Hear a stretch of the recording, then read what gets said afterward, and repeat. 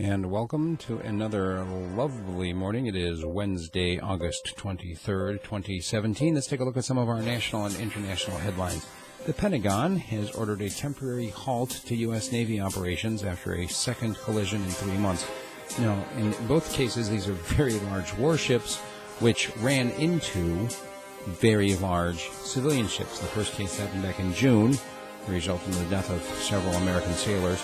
That one was a container ship that was struck by the USS Fitzgerald. In this case, it was an oil tanker that was struck by the USS John McCain. In this case, several soldiers injured, and 10 of them were missing. It looks like they found the bodies of a few of them thus far. So we have definite American sailor deaths and collisions that one would think, how did this happen? They're actually looking at all possibilities, including the possibility of some kind of hacking involved in the system, somebody actually making the ship collide.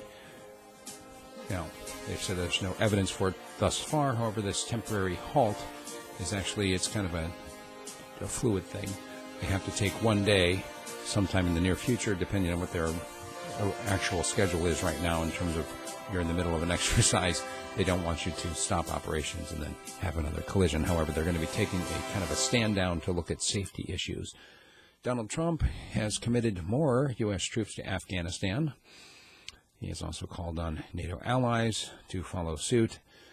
Generally speaking, the world's reaction has been, well, what you might expect, with a number of allies saying that they are going to continue to pledge troops and money to continue fighting in Afghanistan.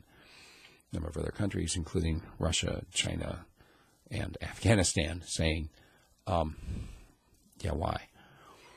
A former Chinese lawyer admitted that his overseas training during constitutional workshops motivated him to overthrow China's system. His written confession was introduced in court on Monday. That'll be my subject of commentary today.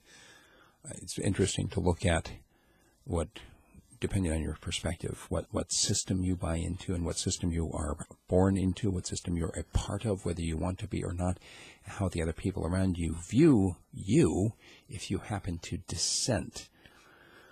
In Barcelona, they have verified that the person that was shot dead by police this week was the one that they were looking for as the suspected driver in that attack that killed 14 people. And in Ohio, a judge was ambushed by a gunman, and the judge managed to return fire, critically wounding the gunman in the shootout. They're also saying at this point that he had been advised to start carrying a gun during his morning commute. I don't know if there was a specific threat, but it's kind of interesting to see how that all plays out. We have a lot more stories today than we have time for in this short video. If you'd like the 30 to 40-minute version of the news, check out my website, radiofreespeech.com. If you'd like to get a free sample, send me an email, steve@radiofreespeech.com.